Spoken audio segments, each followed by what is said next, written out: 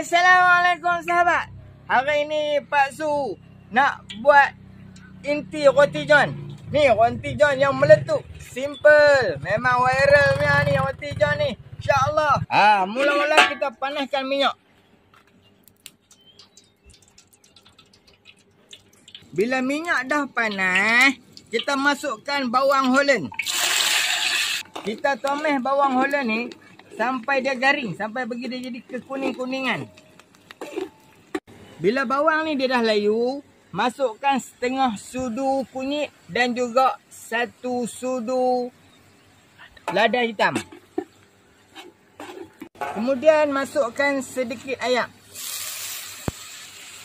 Masukkan rempah kari daging tau, 4 sudu. Kemudian masukkan 1 sudu rempah kurma.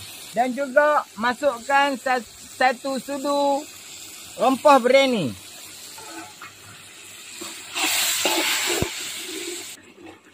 Tu dia. Minyak dia dah pecah dah. Tengok tak tu? Selepas pecah minyak ni, maksud dah rempah tu dia dah cukup masak lah. Kemudian masukkan daging kisar 1 kilo. Lepas masuk tu, cepat-cepat kacau tau. Sebab apa? Daging kisar ni kalau kita lambat kacau, saatnya dia akan jadi berketul. Kemudian masukkan garam dan juga perasa. 2 camca garam dan setengah sudu perasa. Lepas tu gunakan perasa hilal. Kacau bagi sebati. Kemudian kita masukkan daun pudina dan juga daun ketumbar. Jangan banyak sangat, sikit lah.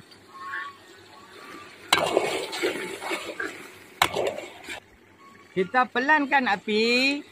Kita masak lebih kurang setengah jam sampai dia kering. Sampai dia jadi berminyak. InsyaAllah sahabat. Bila roti inti john kita ni dah kering dah. Ni cuba tengok ni. Dia dah kering dah. Ni lebih kurang setengah jam tau Pak Su masak ni tau. Kemudian kita tutupkan api. Saat lagi baru kita buat roti john. Okey? Sahabat, mai tengok Pak Su buat roti john. Ni, potong.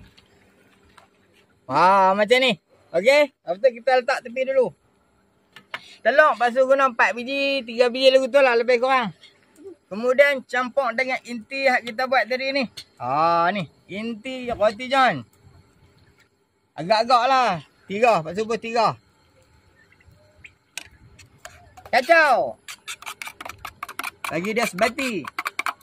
Kemudian kita tuang atas ni belanga.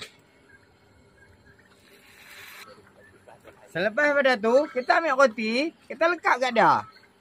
No?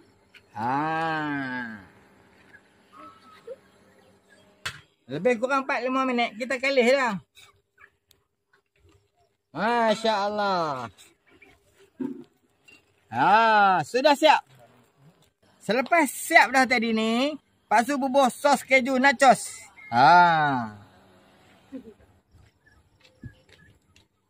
Selepas pada tu sos cili.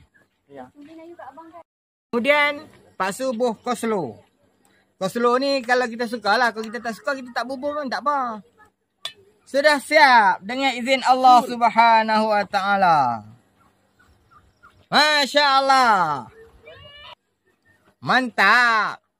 Inilah cara Pak Su buat roti john. Jadi sahabat-sahabat, kalau kita nak beli tak mampu, kita buat sendiri insya-Allah. Kos pun murah saja. Sahabat, bermanfaat. Jangan lupa follow, like, comment and share.